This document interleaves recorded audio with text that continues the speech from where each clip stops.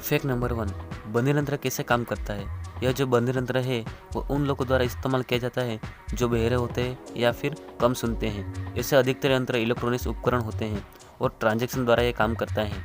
इन यंत्रों में कुछ ध्वनि को ऊंचा कर देते हैं और कुछ ध्वनि को सीधा कान तक पहुंचा जाता है ताकि आवाज़ अच्छी तरह सुनाई दे। इसी तरह यह बहिर यंत्र काम करता है। फैक्ट नंबर 2, कैसे बनती है दियासली। जो दियासली होती है वह मोम के लगे कागज या दफ्ती से बन जाती है। इनके एक सिर पे कुछ जलने वाला पदार्थ का मिश्रण लगा होता है। सबसे पहले लकड़ी की तीली को 1/4 भाग को पिघले हुए मोम या गंधक में डूबा जाता है। फिर उससे फास्फोरस डाइसल्फाइड का मिश्रण लगाया जाता है। लेकिन हमारे घरों में उपयोग होने वाली माचिस या दियासली को लाल फास्फोरस लगाया जाता है। हमारे घरों में इन्हीं दियासली का उपयोग होता है। फैक्ट नंबर 3, अमर बेल क्या है। हालांकि अमर बेल एक तरह की बेल है जो बड़े पेड़ पे लिपटी होती है, जैसे कि बबूल, बेर आदि पर लिपटी रहती है।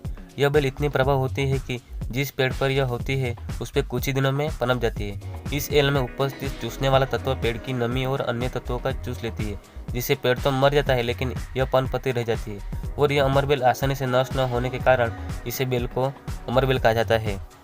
फैक्ट नंबर 4, काटने के बाद सेब काला क्यों पड़ जाता है। दोस्तों, हम सभी ताज़ा फल खाना चाहते हैं लेकिन ऐसा देखा गया है कि कटे हुए फल काला पड़ जाते हैं। सेब तो बहुत जल्दी काला पड़ जाता है। सेब में मौजूद आयरन हवा के संपर्क में आकर जंग पकड़ लेते हैं।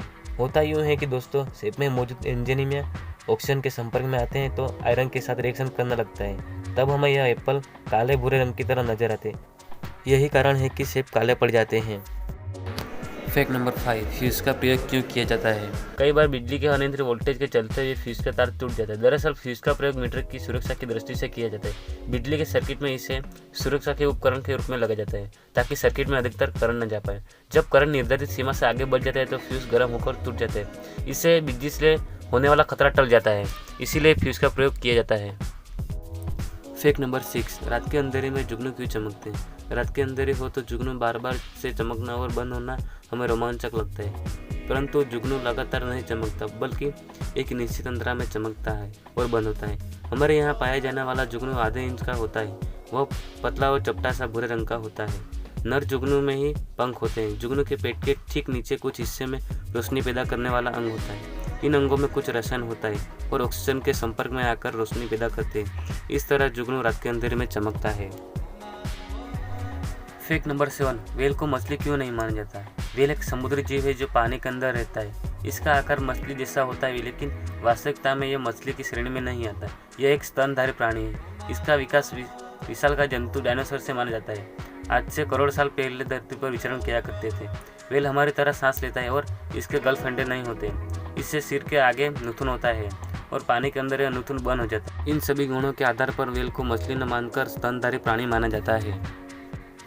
फैक्ट नंबर 8, कुछ व्यक्ति बौने क्यों रह जाते हैं। कई बार हमारे आसपास के कुछ लोग का कद बहुत छोटा होता है। वे सभी अलग दिखाई देते हैं।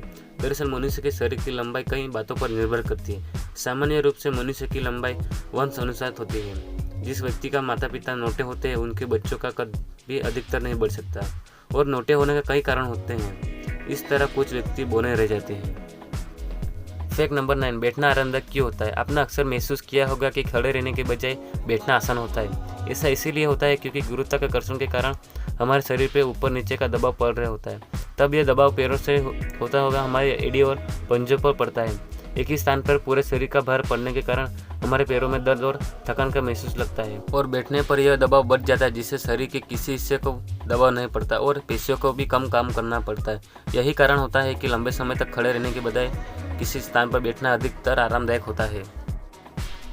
फैक्ट नंबर 10, चमगादड़ रात्रि के अंधेरे में कैसे उड़ सकते हैं। चमगादड़ रात्रि के अंधेरे में पराशर ध्वनि उत्पन्न करके एक निश्चित दिशा में उड़ते हैं। यदि पराशर ध्वनि टकरा कर लौटेगी और टकरा के लौटने वाली इस पराशर ध्वनि को चमगादड़ सुनते हैं, जिससे उन्हें पता चलता है कि आगे अवरोध है। इसी प्रकार अवरोध का पता चलते पर अपनी गति और दिशा बदल लेते हैं। इसी प्रकार चमगादड़ रात्रि के अंधेरे में उड़ पाते हैं।